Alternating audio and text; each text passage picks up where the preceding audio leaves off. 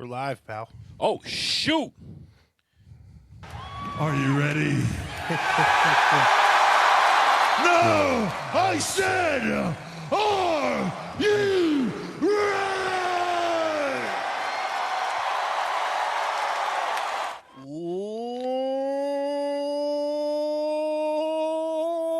Ladies and gentlemen, boys and girls, children of all ages, Heavyweight Commentary proudly brings to you the podcast champions of the world. It's my main man, Mr. Breezy.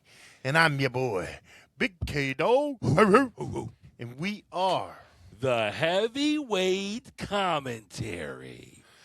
Wow. Seems like we haven't done this in forever, but we've been doing interviews, so it's a little different vibe. You're not lying. That's a good point, man. That's a really good point. Just being back in the lab, talking wrestling. Yeah, it's dog pound. Yeah, shout out to Skits. Shout out to the Brute Ray Elliott. Great interviews, man. Great talents out there. Just all around great guys. Skits definitely is on the strange side, but we love him anyway. So, yeah, it's all good. All good. So, Big K-Dawg, what do you want to talk about? Well, the glaring thing that we should probably talk about is Elimination Chamber. Oh, okay. All right, go. I thought you may have meant something else. There's a lot of things going on. Yeah, definitely Elimination Chamber, no doubt. First thing I need to talk about, or that I want to talk about, is how every match seemed like we knew who was going to win before it happened. Everyone and their mother knew that Finn Balor wasn't beating CM Punk. He should have, but everyone knew that he wasn't. The only real surprise we got was AJ Lee beating Becky. You think that was a surprise? Yeah, I didn't think they were going to give up the title. Yo. You know, I honestly did.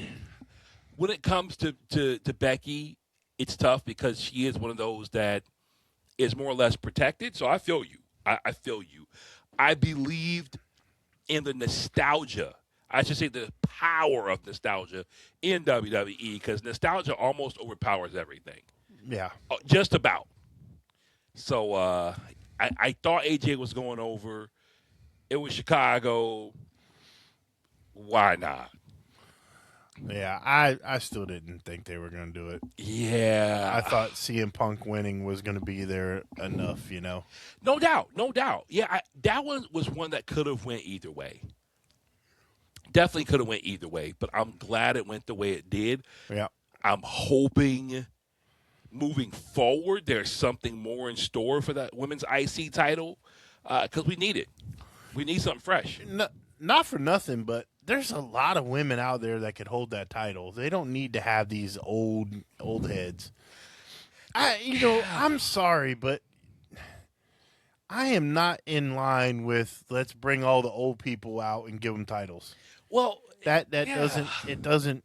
I don't know. It just for me it doesn't work. You know, it's funny because we're at a day and age where we're actually running out of these opportunities, and I feel like WWE. They are somewhat capitalizing, but you know how it is. They're a little conservative in capitalizing on younger talent and really pulling that trigger and just launching guys out. It's like you'll see a push and you're saying, yeah, okay, well, great, this guy's getting a push. And then you'll be like, guess not. Yeah. I'm interested to see, speaking of that, what they did. It seems like Trick Williams has got the rocket ship right now. Yo, he can do no wrong at this point. But we'll see how they go with that. That's the thing. You can get so amped up and say, all right, cool, I'll get behind it. If it really works, I will absolutely back this talent. No problem. And then you're like, I was doing what? For how long? Yeah. For you to not pay it off? Yep. And you just feel sheepish. It's a tough relationship, man. Tough relationship being a WWE fan in today's world. Yeah. It's obvious that they don't care. And I say that because what do we watch WWE for? We hopefully wrestling. For wrestling. Hopefully. So let's take Elimination Chamber. Yeah.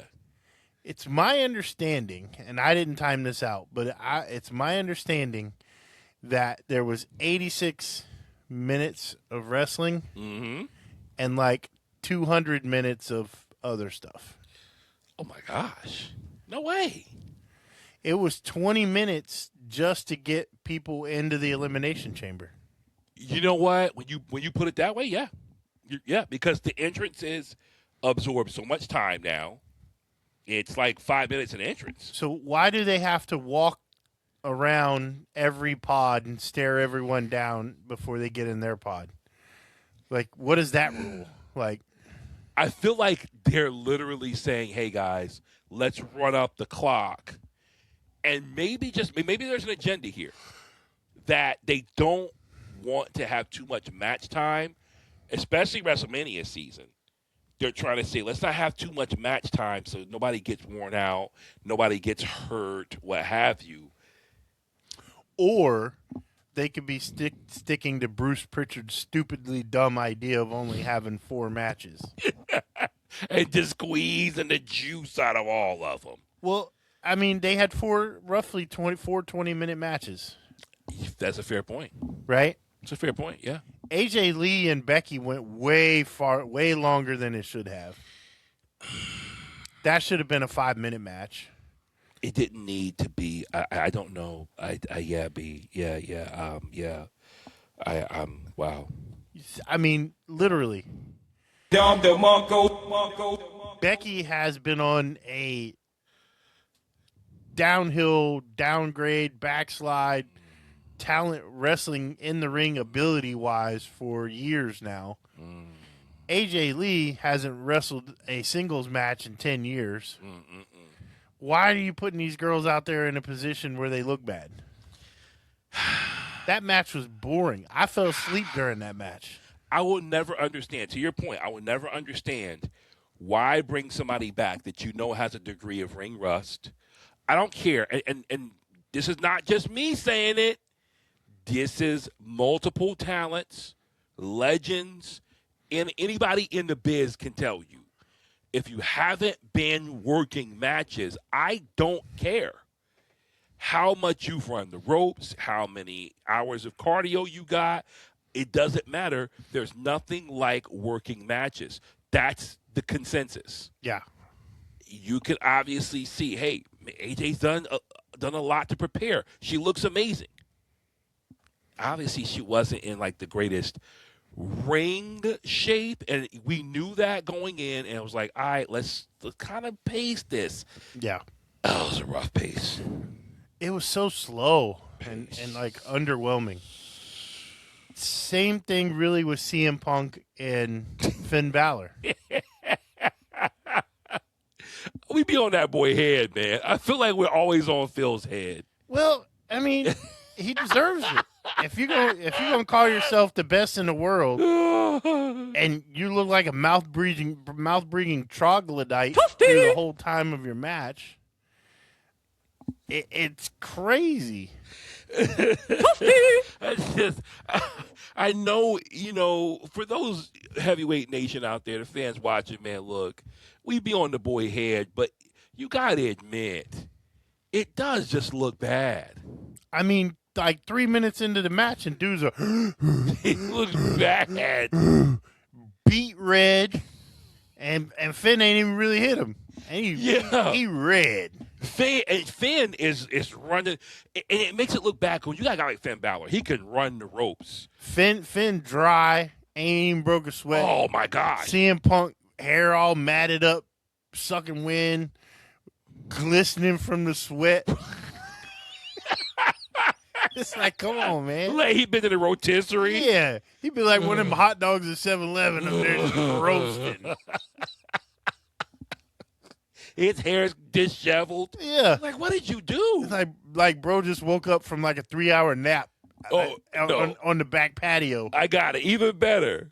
It's like that brother that's where he put in work, and he for 2 minutes, and and mess around. He all tore up, and she looking like, what just happened? Right. He walk out the room. Ooh, man, I done done my thing. Really? She just looking like we didn't even start. Right. That's what he remind me of. Yeah. It's crazy, man.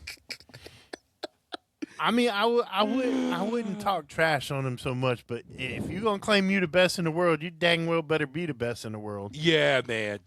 We're not getting best in the world performances, especially when half the match you're gonna call it. Okay, Irish whip to the corner. What are we gonna do? Running knee. Running knee. Okay. Of course, come off of that. Running bulldog. All right. Yeah. We're gonna signal. We're gonna pander.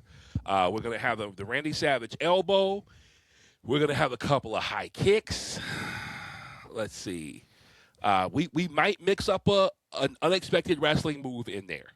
Yeah. Just to make them look versatile. Yeah, there we go.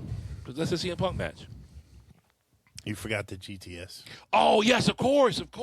Yeah. Can't forget that forgettable move.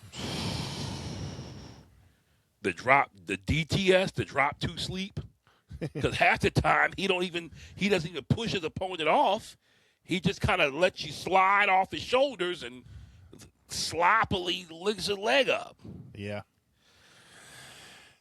I digress. You know, here I am, built like a defensive tackle up here talking about a guy in a wrestling ring.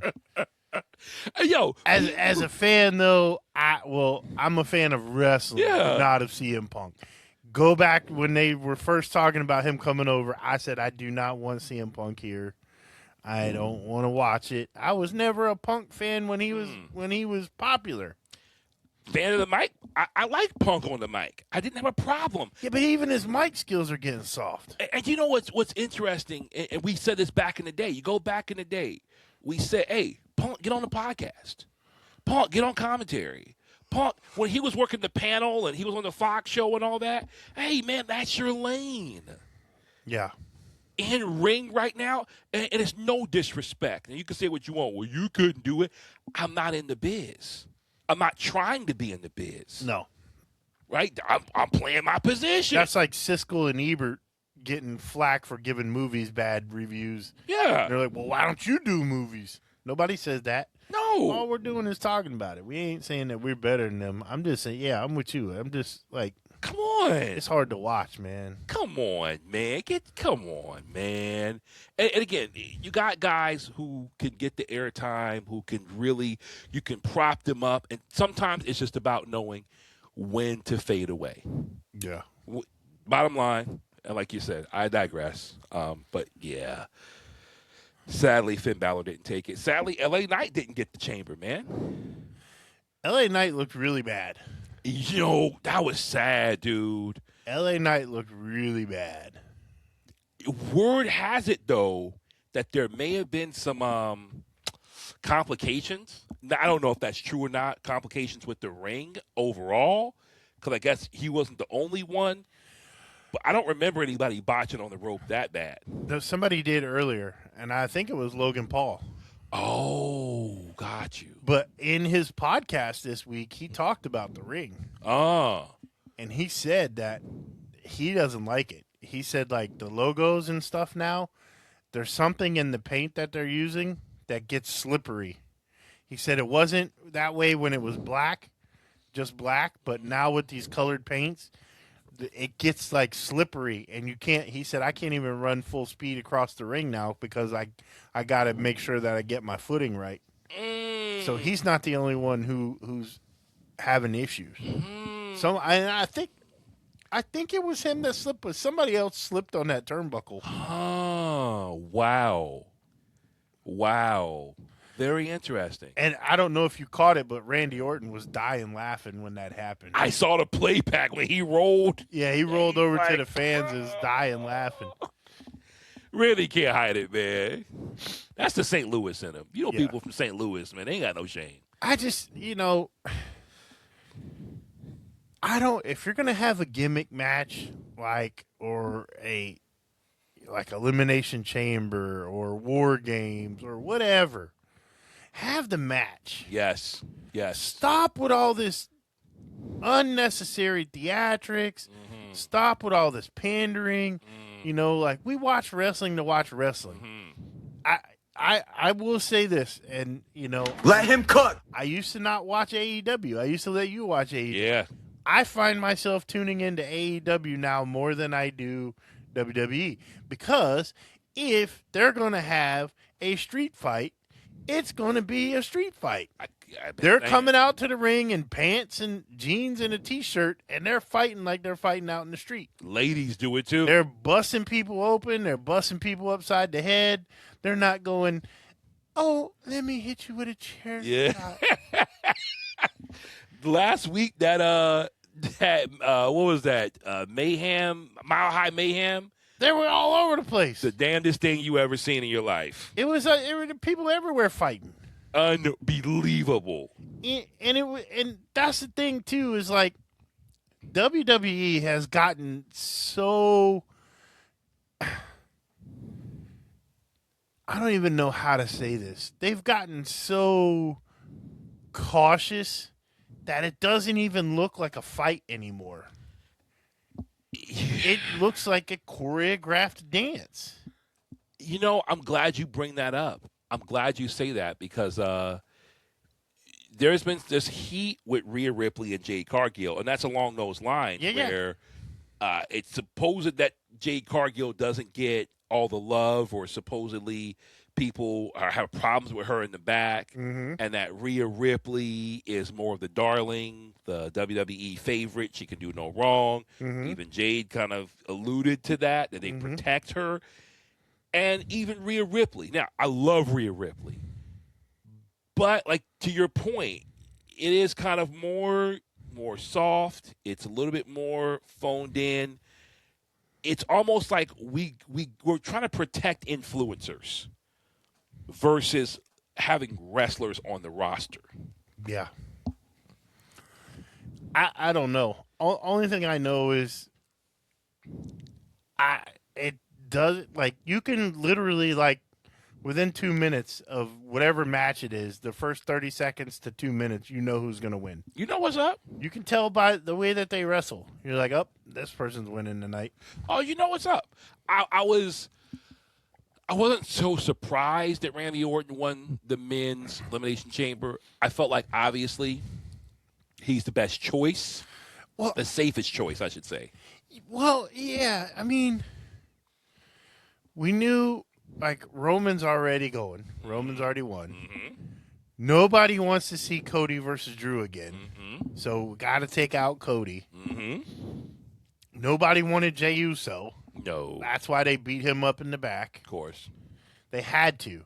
They knew they messed up when they made him win that spot. Yeah. The fan outrage was crazy. Well, yeah, it was dialed in. It was like 3-1 like to hate on that video. Yeah. Thumbs up to thumbs down on that video. Poor guy, man. It was like 35,000 dislikes and like 13,000 likes. Poor guy. But it's his own fault. Like, I get that everyone, like, the entrance is, but now he's just an entrance. He's not a wrestler anymore. Yeah, the whole run that back has gotten carried away. He's now, like, botching in the ring a lot. He's slipping and falling. He's out of place. He's not doing moves correctly. Like, it's hard to watch his matches now. And how can you be main event Jey Uso when you miss spots all the time? You acting like an undercard Jey Uso. Yeah. Some guys, well, I don't think he was ever up for that level, which I like Jey Uso. I appreciate what he's done and how far he's gone in the bloodline and really fleshed that story out. I think the challenge that it is he never was that guy to carry a singles match without exposing himself, putting himself out there in that way, right? Where you would say, ooh, Because in a tag team match, obviously you can tag out. All right, cool. I did my thing. Boom, boom, boom. I'm in and out. Cool. Now you got to work the whole match. And the flaws in your game are gonna get exposed. It's gonna be what it's gonna be. Well, if you're gonna call out CM Punk, you can call out Jey Uso for the same thing. You're gonna see a super kick. You're gonna see the spit in the hand punch. You're gonna see an Uso splash. You're gonna see a spear, and that's about it. And there's gonna be a lot of fluff mixed in there. A lot of punches. A lot of. There's probably gonna be you might see a Samoan drop. You might. Yeah. The Rikishi or Umaga. Yeah. Spot in the corner, the hip attack, whatever. It's all cool. He's a spot guy. And he works his spots. I think that's the thing, though, is if you watch, and this is their own fault because they let AEW take over. Mm-hmm. If you watch an AEW match, you can watch 3 Jon Moxley matches, and you can watch 3 Jey Uso matches. Mm-hmm. Jey Uso is going to give you the same performance 3 times. Mm-hmm. You're going to get 3 different matches with Moxley. Depending upon who he's wrestling, absolutely. Absolutely. And I'm not even that big of a fan of Jon Moxley. Facts. You could watch a Maxwell Jacob Friedman match, and you're going to get 3 different style matches depending on who he's wrestling. 100%. If you watch Jey Uso or basically anybody in the WWE at this point, they're going to give you the same match that you've seen from them for the last 2 years. If they've been in WWE for 2 years, you're going to see the same match over and over and over. And I think this is the byproduct of the WWE system is they trained all these people to wrestle the same way because it's interchangeable. So now there's nothing like, there's no dream matches. Yeah, sure. The dream matches are not in the ring. Mm-hmm. They're on Twitter outside the ring or YouTube or whatever, TikTok. Mm-hmm. They're not in the ring anymore because the matches are the same. You called it. They're like 99% the same match over and over. Let him cook. There's no reason to I don't even care about WWE anymore. Like you said, I can watch the highlights of it. NXT is still pretty good. Yeah. NXT is doing some things. I don't see the main, I feel bad for Obafemi. Obafemi came out and they made him a monster. Where's he been? Yeah, and that's been Obafemi and Royce Keys. Yeah, Royce. People are like, "What's up with these guys? You're not going to put them on the roster?" Well, you know what they said? They don't have creative for Royce Keys right now. So they're putting him in dark matches on live events until they can figure out what to do with him creatively.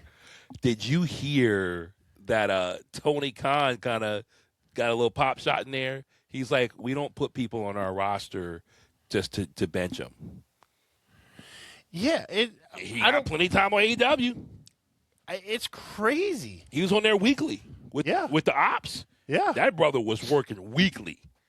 And doing good. Yeah. And don't get me wrong, he's probably making more money now. Yeah. But is that really what you want to do as a professional wrestler? And you can't book a guy. What's crazy? You can't book a Royce Keys. Sorry, it's Powerhouse Hobbs. I'm with you. They need to get off that. We got to change their name and act like they weren't somebody else. Dude. It's terrible. Will Hobbs came through, and I remember, no disrespect to Will Hobbs, the brother just had a funny-looking grill, okay? He came through clean-shaven, funny-looking. Man, whoever repackaged him and said, hey, you're Powerhouse Hobbs, he had the look, but he hit the gym, got more cut up, got the hair a little crazy, grew a little kind of crazy beard, and he looked like, oh, shoot. If I'm walking home at night from work and he's walking in my direction, I'm finding any alternate route. That's what they turned him into. He was like Rocky Maivia versus The Rock. Mm-hmm. He's Will Hobbs. Hey, guys, I like to wrestle. To Powerhouse Hobbs, like, I'll kill you, mother. Whoa. Yeah. AEW worked wonders with that guy. I can't see how you can't work with that. Well, I mean, look at Ricochet. Yeah. Ricochet was abysmal in WWE.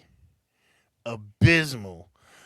What was he? A high spot guy that got a couple high spots off in key matches. The jump across the ring with Logan Paul, getting thrown by Braun Breaker into a semi like a lawn dart. Stuff like that. But in AEW, the dude is doing really well. Leading his own faction. Yeah. Suddenly he's full of personality. Interesting. That Tommaso Ciampa was a crony in WWE.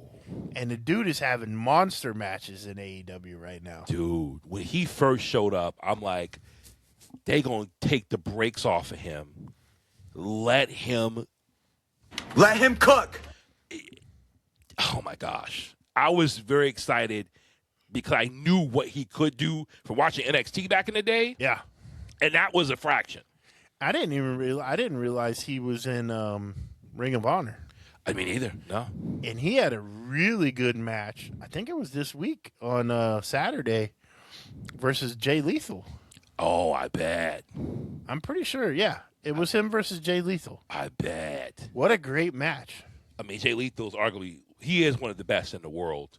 And, of course, I mean, character-wise, he's always kind of been silly.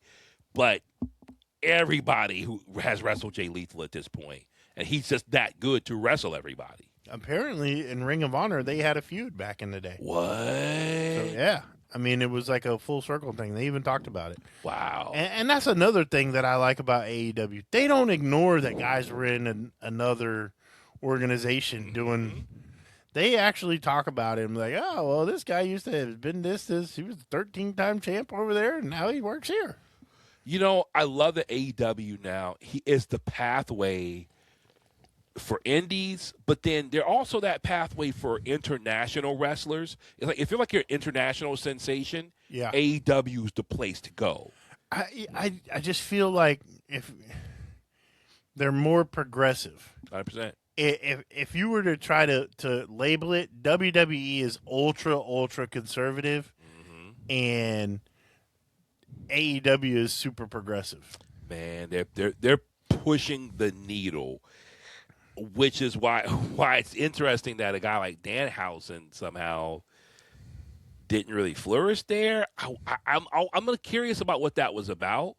As I understand, he wasn't getting much TV time. He wasn't being utilized. Yeah, he wasn't. He didn't wrestle a match on TV in like a year. Yeah, I'm not sure why that didn't work, but I'm not a Danhausen guy, so who knows? It's a super niche character. Like nobody knew what he was doing. Yeah. In WWE, none of the fans knew what he was doing. They didn't realize that he was cursing them. Like, that's the dude's thing. He's a witch, and he puts curses on people. can't. What the hell? Comes out to the ring. Number one, all right, let's talk about this stupid buildup that they did for a month for Danhausen. Oh, gosh. We got Chris Jericho waiting in the wings, and we're going to spend a month with this crate. And it was like the gobbledygooker 2.0. When the egg cracked, a.k.a. the crate opened, everybody was like, oh. What? 90% of the people in the audience was like, who the heck is that? They were cheering because they were finally excited to get to see what that crate was about. And then when Danhausen came out, they're like, oh, I waited all this time for that. Why don't you come over to my house and kick my dog later too, WWE, because you're freaking stupid. Before we watched Elimination Chamber, I was like, all right, I heard Danhausen might be debuting. I really did not believe WWE would pull the trigger, at least in that fashion. So when all the ladies run out of the box and, ooh, number one. You see the one girl almost fall? No. One girl tripped running out of there. Oh, God bless her. Yeah, but it's a dated reference. I think that's probably why I really struggled to get over, because when they run out of the box and they're doing their creepy little dance, it's like, look, I like Elvira. I remember the Monster Mash. I remember Thriller. That's very dated, though. In today's world, those are very dated references. Okay, so let's go back, and let's go back to, we'll say, right before the Attitude Era, up until when it started the Ruthless Aggression Era. Before someone debuted, they built the character up for you. They did vignettes. Think about Razor Ramon. That's what came to mind. Walking through the streets, talking, hey, yo. Yes. I'm the guy. You know, like introducing you to who Razor Ramon is. Yes. Val Venus. Introducing you to who he was. If Val Venus just came out and just came out and said, hello, lady. With a towel? With a towel, everybody's like, what the heck is this guy doing? Yeah, the shower. But they introduced him as a former porn star. Yeah. Porn star, whatever. And so he had a character. Yeah. And you knew who he was. Razor Ramon had a character. They built a character up for Rocky Maivia, and it was good for what he was trying to be. The character itself just sucked. And even when guys didn't get that TV time, like, Mr. Perfect, even when it wasn't like, okay, you saw Mr. Perfect all the time, they still had the vignettes to remind you he's perfect. Yeah, well, think about the one where he's in the and doing all the sports. Yeah, he throws the football next to the quarterback, and the guy's standing there watching. Then he takes off running. Yeah, and they cut to like the ball flying through the air. Yeah, and then Mr. Perfect catches it like the Bugs Bunny thing. And the dude's like, "That's perfect." Yeah, and he shoots a 3-pointer in basketball and makes a perfect swish on the 3-pointer. And it's like the worst basketball form ever. Perfect. It's like, dude, you look like a middle school girl shooting a basketball. But it just goes to show. But it worked. Yeah. Think of all the vignettes they did with Dusty Rhodes, where he was out, American man, out pumping gas and washing windshields. Yeah. Just, they built characters up. And, now it's just like you're just supposed to understand who they are. And it's like, okay, here's Danhausen. Well, why does he look like that? What is he doing? And why is he in the ring going like this? Like what? I can't. Think about it though. If you didn't know who Danhausen was, yeah, which obviously a large majority of people didn't, this guy comes out of a coffin-shaped crate with all this hype, and you're like, okay, he's here. Does he have a match? No, he just disappears. First thing he does is he stands in the ring and goes like this. Then he walks over to Michael Cole and hands him a jar full of teeth. Then he gets back in the ring, and then the lights go out and he disappears. And it's like, all right, you just wasted 3 minutes of my life. Thank you. I feel bad, man, because I think he's like you said, niche character. I don't mind Danhausen for apparently the direction they're going to use him in. I like the idea of the comic relief they're going to use him for because it fits WWE in today's world. It is what it is. At this point, we know WWE. It's not wrestling. It's an entertainment show. Yeah, exactly. So I'm like, cool. They're trying to be a TV show instead of a wrestling show. Yeah, I'm okay. I'm like, all right, done. I'm good with that.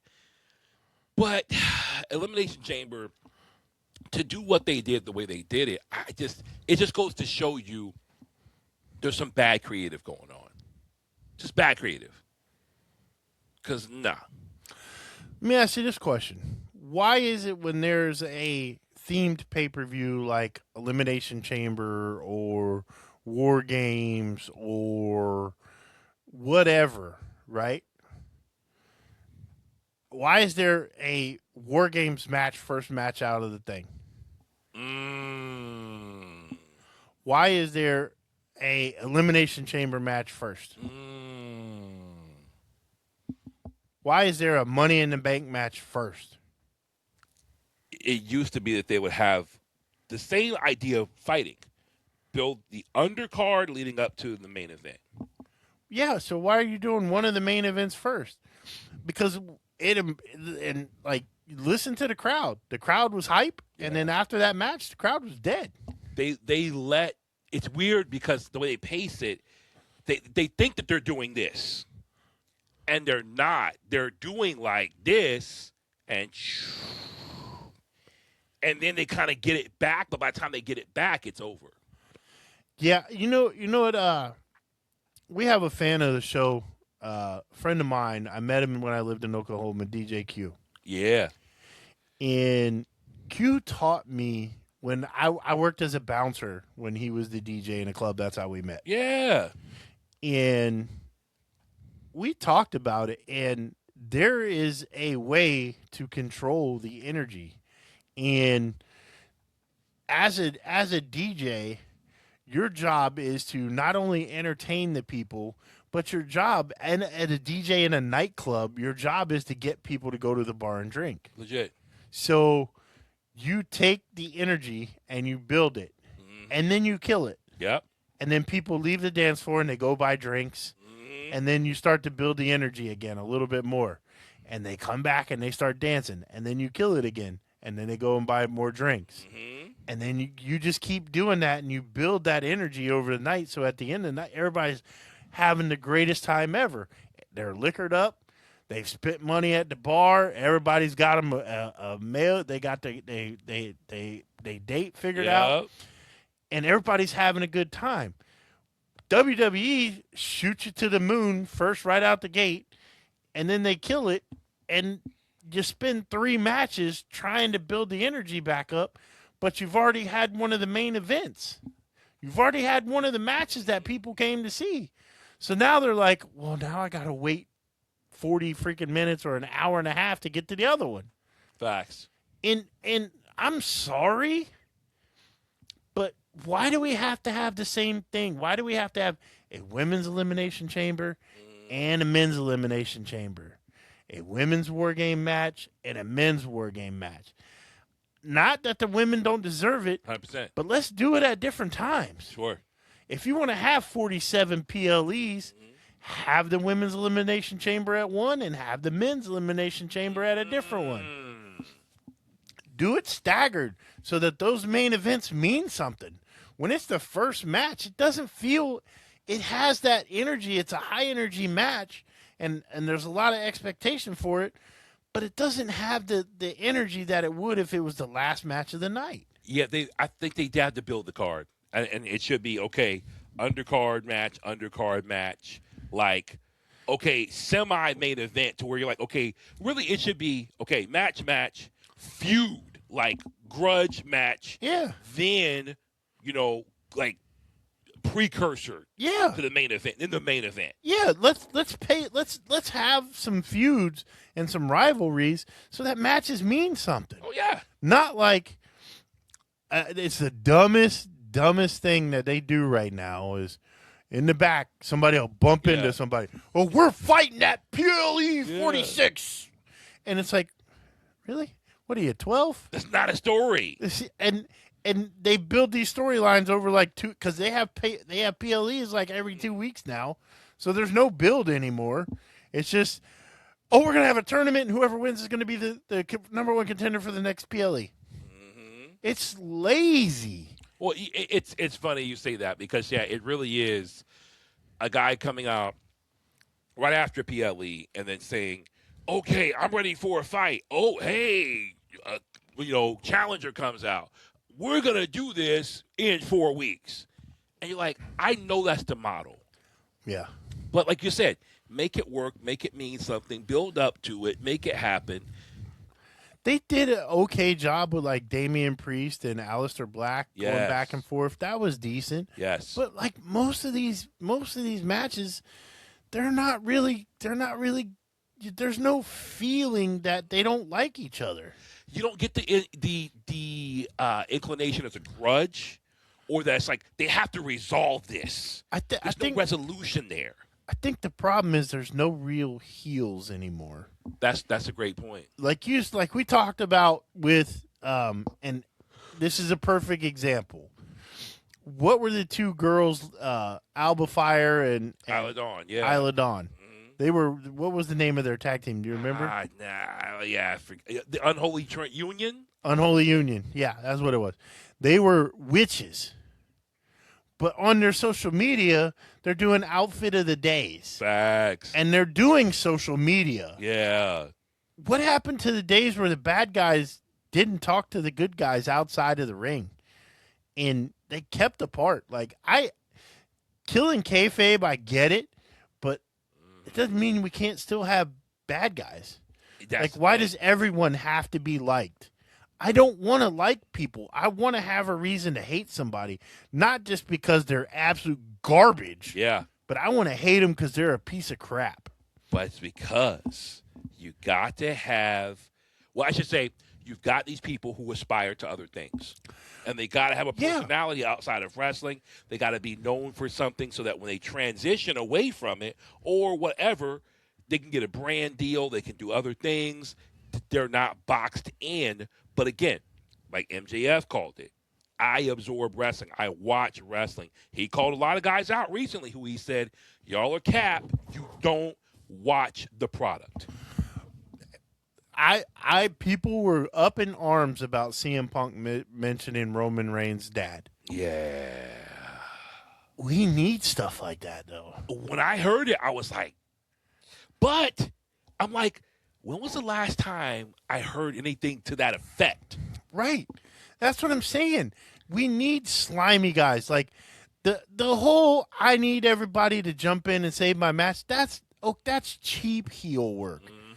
Say what you want. Gunther is a monster heel. Incredible. But there's one. Exactly. There's a lot more in AEW that do slimy stuff. I think Obafemi really should be that dominant heel. They should really get him in position to be that guy. And you hate him, but he can't be beat. He should.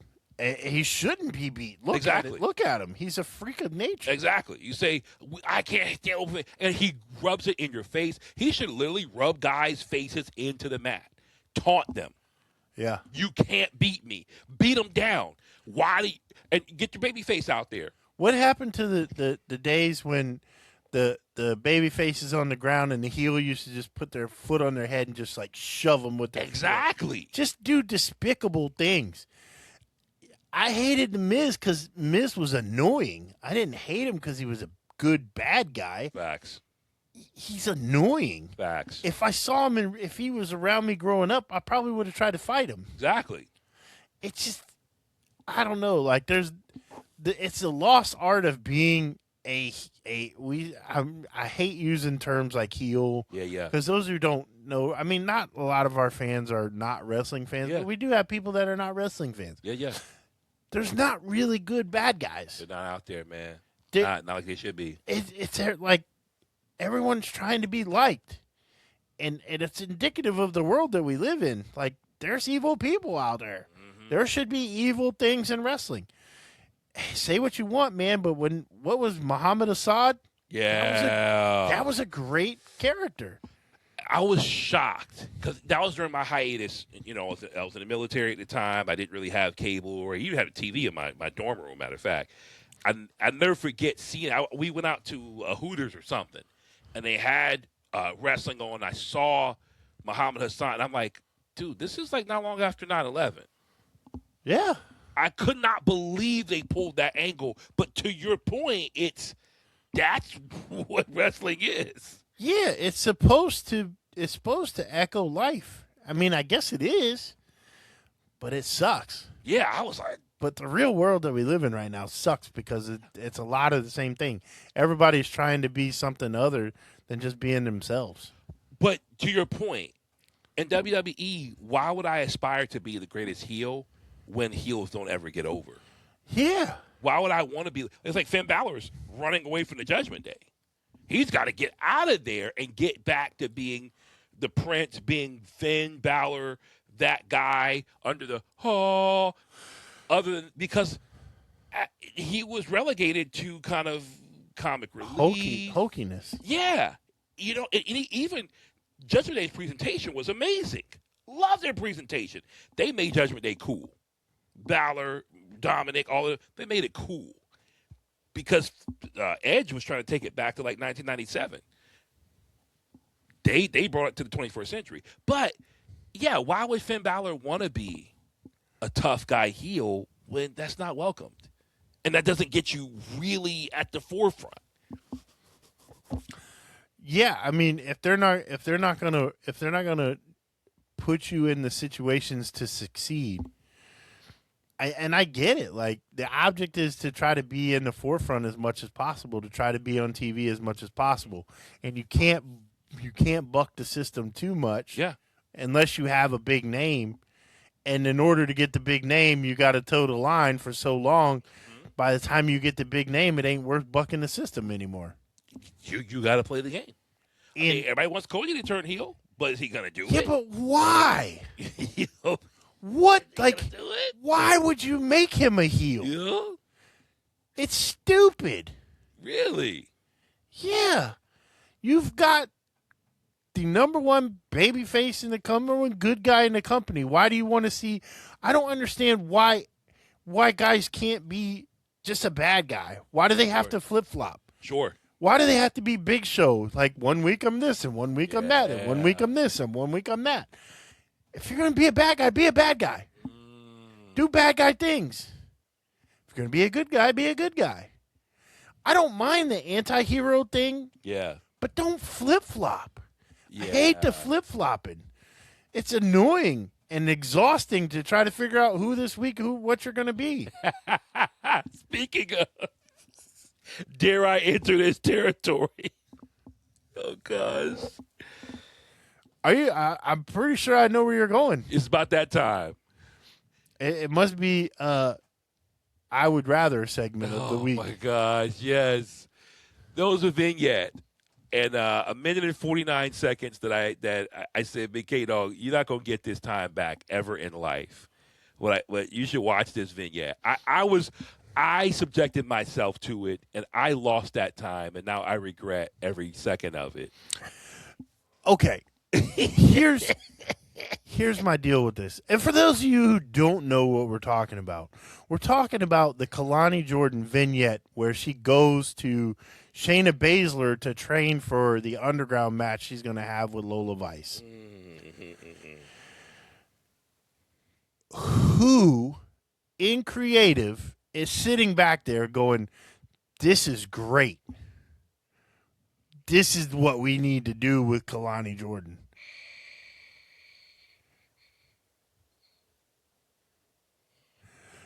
This girl, I'm speaking as that person in creative right now. Yes. I can't see anything better that we can do than try to have her talk trash to someone who, one, is a real-life MMA fighter, and number two, is about as believable as Willy Wonka. I mean, if Willy Wonka came out and was trying to be mean, and I'm talking about Gene Wilder Willy Wonka, like the original one. Yes. Like, I get the point where he was mad at the end because he was pissed off that Charlie did the thing and he was really trying to give him the factory. But if the bubbly Willy Wonka came out and it got in your face, was like, I'm going to beat you up.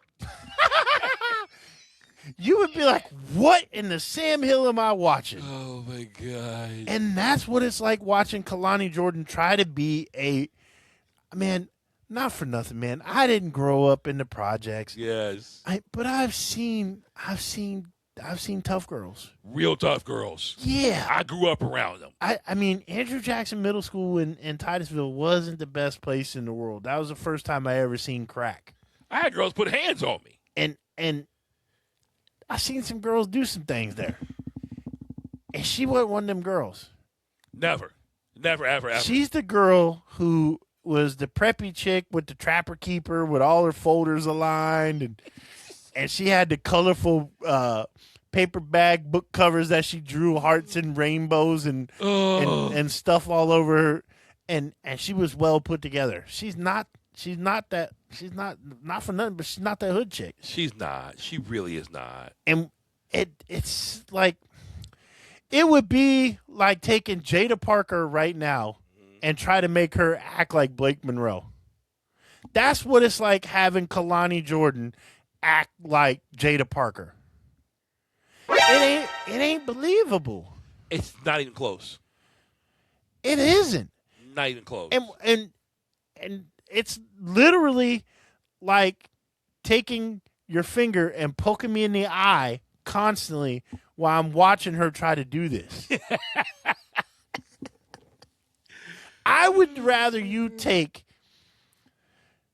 vinegar and dump it in my eyes and hold my eyelids open with toothpicks than I would watch Kelani Jordan try to be a bad guy.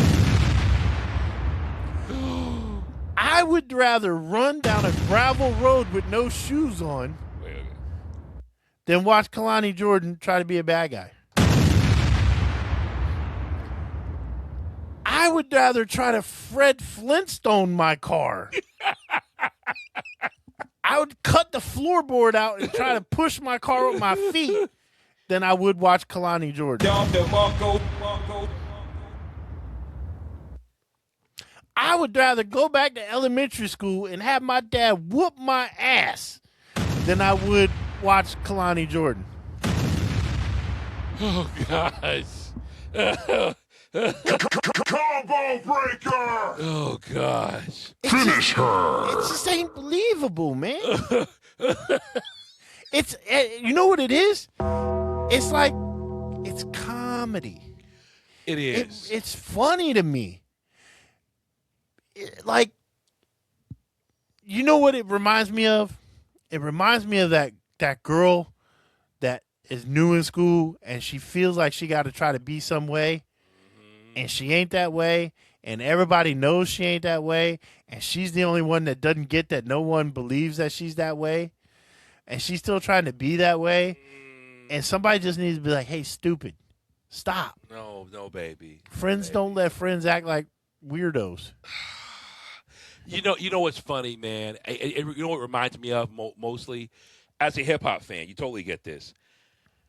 Back in the day, the street dudes, the real Run DMC, the dudes that came from the block, that's how they dressed, how they rapped, that's how they lived. When they saw Sugar Hill Game come out, the hip to the hop, they don't stop. People were like, I ain't never seen him on the block. Them dudes were not hip-hop, but the label got a bunch of guys who could rock a party and put them on a record. Oh, like World Class Wrecking Crew? Yeah. With Dre when he dressed up? Oh, yeah. Like leather, like tight leather, flamboyant colors and stuff? Yeah. People were like, listen, I know you from the block, or actually I don't know you from the block, or you were a schoolboy walking around with your books and, putting up your little, you're putting your glasses up and all that, snotty nose, you were a punk. And it's like all of a sudden you got a record deal. Or all of a sudden, like, you were an ugly duckling who had a glow up. That's what it reminds me of. It's almost like, dude, yeah. CB4. Oh, my gosh, yes. It's like they're trying to manufacture this young lady. And I feel bad for her. I know. That's my whole point. Like, she's a good-looking girl. Yeah. She's very pretty. Yeah. She's got personality. The problem is they're trying to make her use the wrong personality. And what I don't understand for the life of me is, why can't you just go with her? Yeah. I would put her as a schoolgirl. I would say, you know what? She is straight A student, bookworm. I would make her a nerd. I'd make her an overachiever, a standout. And then make her that, and she's annoying everybody because how goody two-shoes she is. Have her tattletale, to the authority, all of that. Yeah. Make her be what she really is. Like, it's obvious she's not a tough girl. I mean, you can not be a tough girl and still be tough. Yeah. I mean, you have to be tough to be a professional wrestler. We all know that. But the character of a tough girl is just not in her. You know what she could do? Be Kiana James's assistant with a clipboard, a little skirt suit, and running and getting her coffee. Yeah. And then flip the script and have Kiana smack her around, punk her out, slap the coffee out of her hand for weeks. Throw her clipboard around, papers fly everywhere, and you build sympathy for her. You say, come on, don't do Kelani like that. And then the one day Kelani says, no, I'm not going to take it.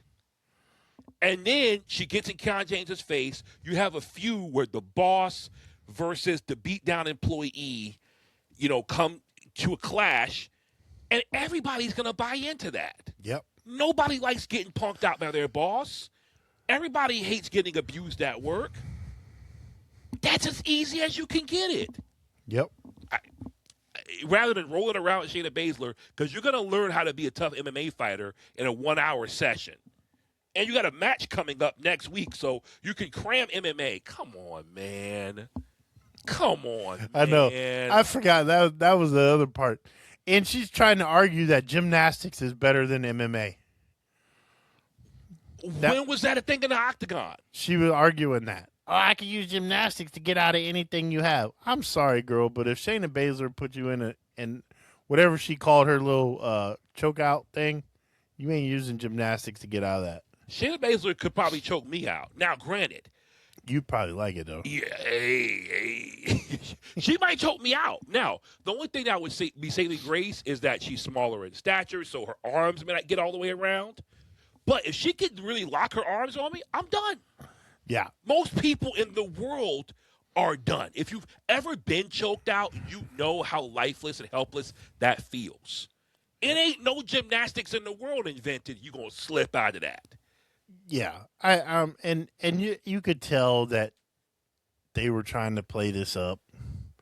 If it were me and I was Shayna Baszler and she came in, I'd have beat the brakes off of her for an hour. For real. And be like, what are you going to do? You got yourself in here now. What you going to do? It was like Michael Jordan back in the day. No, you know what it reminds me of? You seen them videos where the dude off the street walks into the boxing gym and thinks he's going to punk people? Yes. And then just gets the brakes beat off of him? That's what it should have been like. She all, me, stand out gymnastic. Big dot her eye, first thing. Oh. Just walk and just club her right in the face. Bow. Drop her. Then just tie her up like a pretzel and make her cry. Remember what they did with Maxine and Natty? Yeah. In the beginning? Yes. They had Maxine getting the crap beat out of her, and then she went and trained for multiple weeks. And she went and trained with Natty, and Natty taught her. That's how they should have done with this girl. Yes. If they wanted this to be legit. But this 1 minute 49 session that was one training session with Shayna Baszler is going to make you MMA enough to fight a girl who has won real professional MMA fights. Now, they're playing up the whole broken hand thing, and I'm sure that that's going to have a lot to do with this match. And I'm going to go on the record right now and say Kelani Jordan's going to win. In the underground. Yep. Hobby. Mark my words. Kelani Jordan is going to win, and I'll tell you why. Because it's going to have something to do with Lola Vice's broken hand. You know. And it's not. Yeah. It's fractured, but it's not enough to put a cast on it or take her out. But the doctor advises her not to wrestle. So Kelani's going to submit her with somehow manipulating the hand. Yep. The finger somehow. She's going to keep hitting the hand or something until she quits, like stomp on it or something like that. Here's the thing, man. Ronda Rousey, Shayna Baszler, Marina Shafir, Lola Vice, add her to that list. Ivy Nile. If that were me, and even Brock Lesnar, throw him in the mix as well. If that were me, I don't know, man. I don't see how you can taint that. Being legitimate as he is. I mean, Alberto Del Rio got fired because he smacked some dude around. Yeah. He punked somebody out because the Rio actually fought MMA. He fought in Mexico. He was real deal. Being as legitimate as they are, it pains me to see this nonsense. Pains me. It's terrible. I can't see it. Selling an angle is one thing, but these little vignettes flipping around, and I'm like, it's like a Dare campaign or like a Be a Star commercial, or it's like, come on, man. And you gotta have kids going to school thinking they can do stuff. Well, you know what? Yeah, I'll just turn the flip.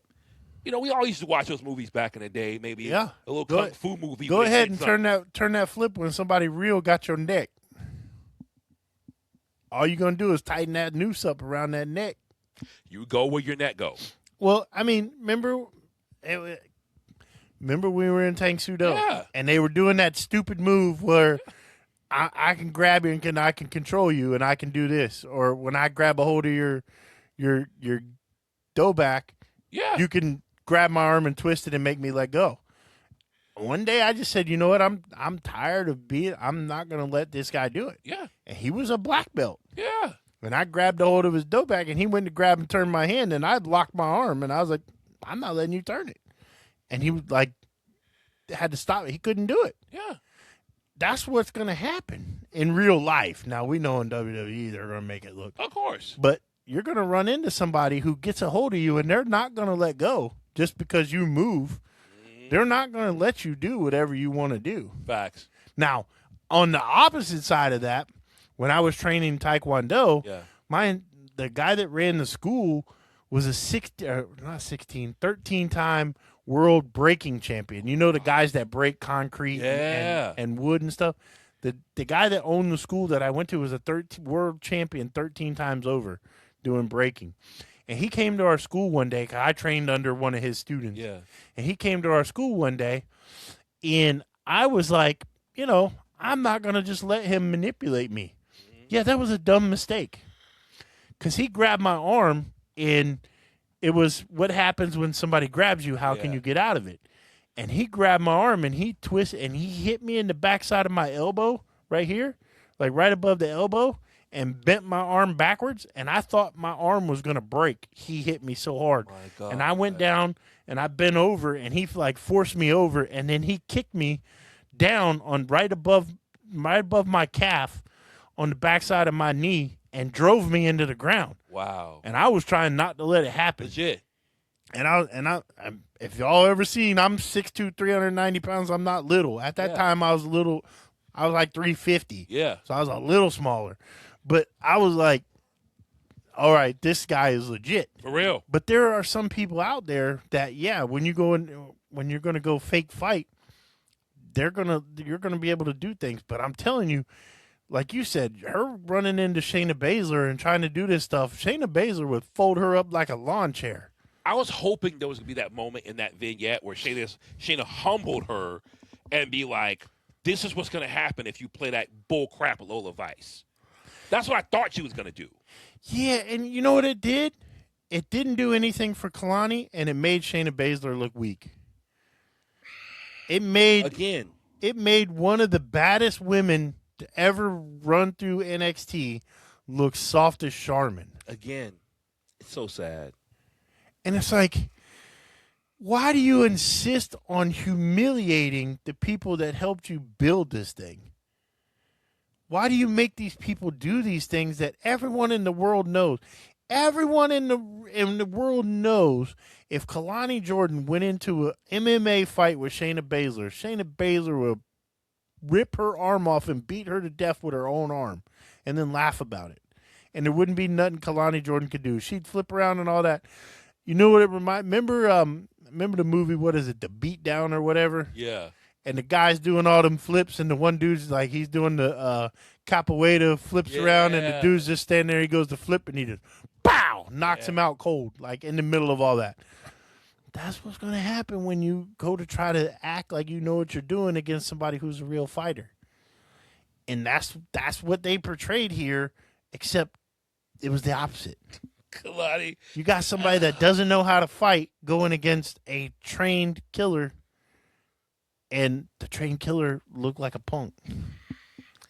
I don't like the direction that We spent 15 minutes talking about a 1 minute and 49-second clip. Because it really did something to me. I'm like, no, just no. It made you feel some kind of way. It did. It did, man. Oh my gosh. So that remains yet to be seen.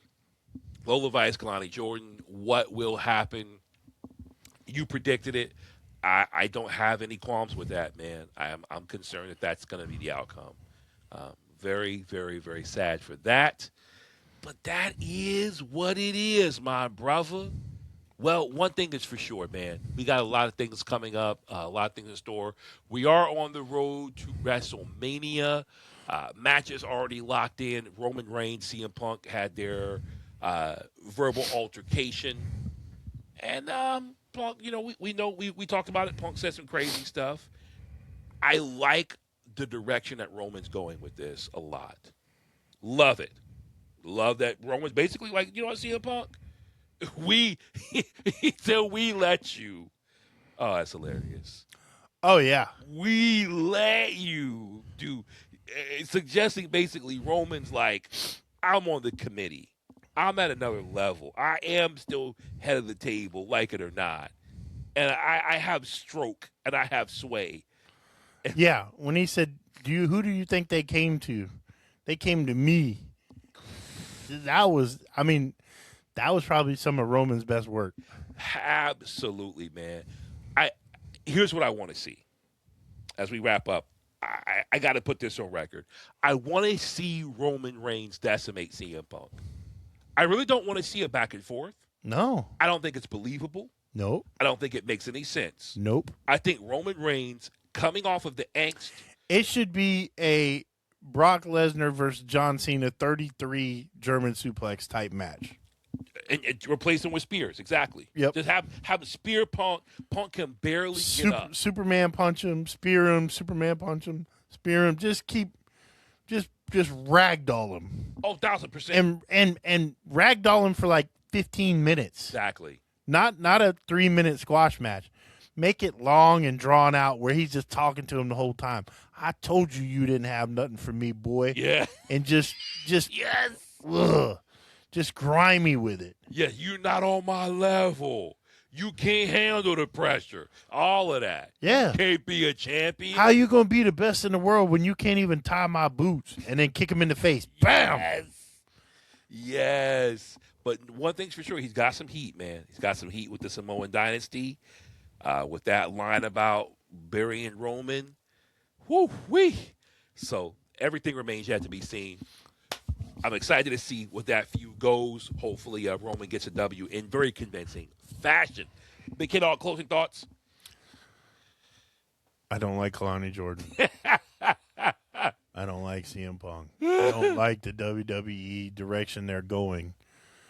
I really, really, really wish that they would stop. Apparently they fired Road Dogg again. I really wish that they stopped this hate that they have for the people that made them who they are. And that's us as the fans. When you tell the fans that we are going to continue to raise prices until you don't buy tickets anymore, and then you patronize them with, we're going to do 25% off for one weekend, and then you shut that down early. And you have these tickets priced to the point where no one can afford it. Who can afford to, number one, they're having it in one of the most expensive cities in America to get a hotel room, to get food to eat while you're there. It's, you go out and have like a standard mixed drink, like call drink, not even a label drink. Come on. It's like $20 or something for one drink. Ain't lying. Then you want to go eat something for food, it's going to cost you $150 a person. You ain't lying. And then that's if you're only there for the 2 days, you got to eat before you go to WrestleMania. Because if you go inside WrestleMania and buy a soda is going to be $20. Oh, you already know. A hamburger or a hot dog is going to be 50 or 75. It's going to be crazy. Won't be that great either. Yeah, and it's just they've proven time and time again that they don't care about us, the wrestling fan. They care about the dollar, and it's TKO. And okay, it is what it is. The cool part about it is we all have the ability to vote with our wallet and vote with your money. So I would rather myself pay the $50 to watch a AEW PLE than have to have a $30 a month subscription to watch a PLE that's going to be it's actually going to be less than a Monday Night Raw. Now, word is Xfinity just made a deal with ESPN that Xfinity will, if you're a subscriber, will allow for you to watch the PLEs on ESPN. I don't know how true that is. I saw that, so take it with a grain of salt. What do you mean? It's just like if you have Xfinity cable? I'm assuming that's because you have to have Xfinity cable and have basically ESPN as a channel. Whatever package that you have, you have to have cable service with ESPN. To me, WWE, when they got away from their network with all their stuff in one place, they've ruined the fan experience. When they announced that they were doing that, I prepaid for it.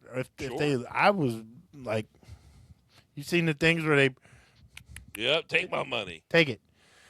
I had that as soon as they would let me purchase it. I bought it. I mean, $10 a month to watch pay-per-views and have every WWE match ever.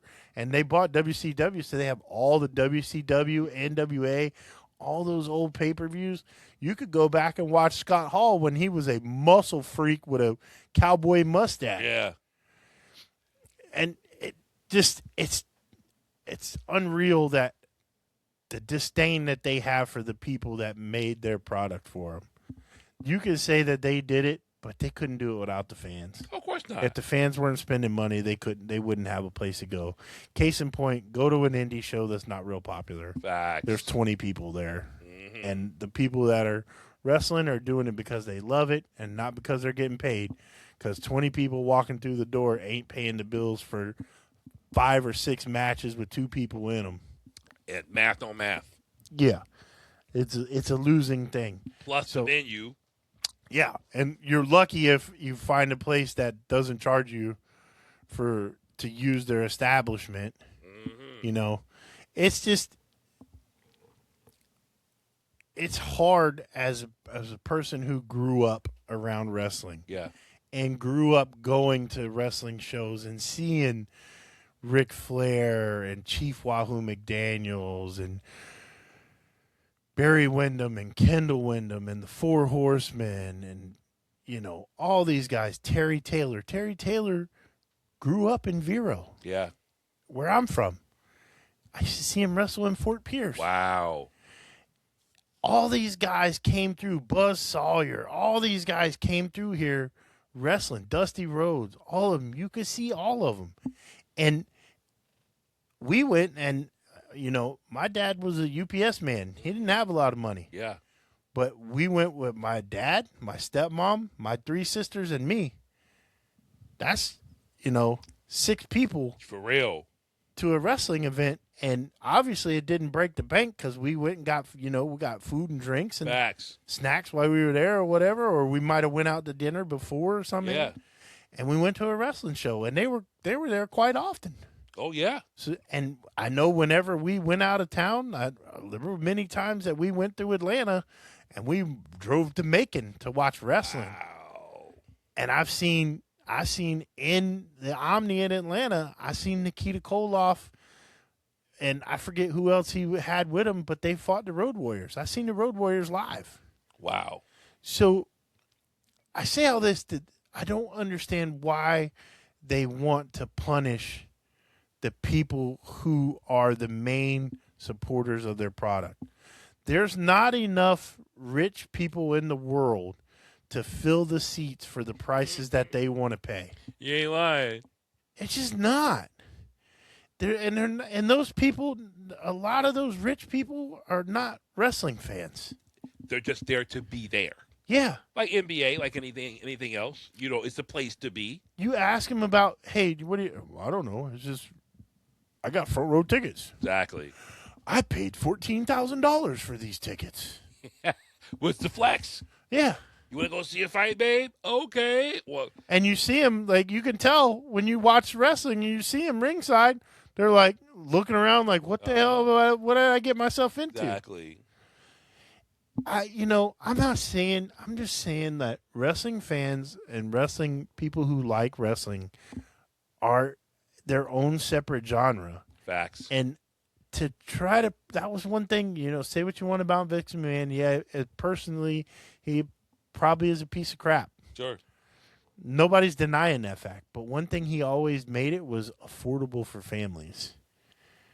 And how do you build relationships with kids watching wrestling when they can't go to a wrestling match and see their favorite superstars live? I mean, who can afford to take, let's say my dad now wanted to take 4 kids and 2 adults to WrestleMania at $800 a ticket per night. So 8 times 6 is what, 56? With 2 zeros, it's 5,600 a night. That's just for the wrestling. That's $10,000 or $11,200 for 2 nights. That's just for wrestling. Who can afford that? Yeah. Now we live in Florida. We got to fly Yeah. to Vegas to go to WrestleMania. So now you got 6 round-trip airline tickets that are probably in the neighborhood of $600-$700 a piece. Plus your hotel, plus And Uber. then you get to Vegas, then you got to pay food and hotel and everything. Uber, all of that. It's just unbelievable, man. It's unbelievable. And say what you want, man. I looked at AEW tickets. They're nowhere near. MJF called him out. He's like, hey, we make tickets affordable and you can go to a show. They're nowhere near, and you get a better product. Here's the thing, man. Okay, and I'm sorry, you asked me final thoughts, and I keep going on this. That was it.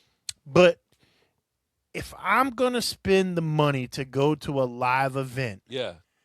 why do I care about the stuff that's going to be played on the TV that I can't see at the live event? I want to see wrestling. I'm there to watch wrestling. I'm not there to watch vignettes on the big screen that's blaring out through the speakers. I want to see the people in the ring fighting. I want to see them do moves. I want to see all that stuff. I don't care about the backstage stuff that I know you filmed hours before. Facts. I want to see the wrestling. You know who did it better than anybody? It was TNA. I never was a TNA fan. Man, the only reason why I got into TNA was because they had a Universal Studios. You could sign up for tickets in the Impact Zone, and basically they would send you the invite. And you say, okay, I'm going to go RSVP. You could print out as many tickets as you wanted. I don't care if you had 100 people because they were trying to fill that space. Yeah, They'd say, okay, print out your ticket, show up, and then come on in. And it was a production. So you get there early. You get there for the production. You were in the Impact Zone. You could walk up to any seat you wanted. And you would just post up, and most of the time you'd be on camera. And the beautiful thing was there's no Titantron there. It was just a production studio, and that's exactly what they did, wrestling. Every match after match after match. And all that other stuff they did in post on TV. Mm-hmm. So you never had to worry about that crap. You were there, and they were just recording the wrestling. It was brilliant. Brilliant. So to your point, man, TNA did it before anybody and for free. Yeah. Free. Now, I will say this. NXT does that. NXT has ticket lottery. Legit. And I've been filling that junk out for a year and I haven't gotten a ticket. Wow. But man, TNA free and man, amazing show. Amazing show. Absolutely. But yes, y'all, make sure check out heavyweightshop.com. We're rocking the merch right here. Big K-Dawg shirt is not available because that is a limited run and we are done. But you can definitely cop out this No Vowels tee. We got them in all the colors. If you're a sneakerhead like me, I designed a shirt for that very reason. Yellow, green, red. And if it's not a color that you see, if you see any merch on our site and you say, Breezy, Big K-Dawg, do you have this in that? This size, this color, guess what we can do? We have creative control. We can make it custom for you. All right? Anything's possible on heavyweightshop.com. Check out all the merch. We got everything. And with that, y'all, love, peace, and chicken grease. Stay heavy, baby. Stay heavy.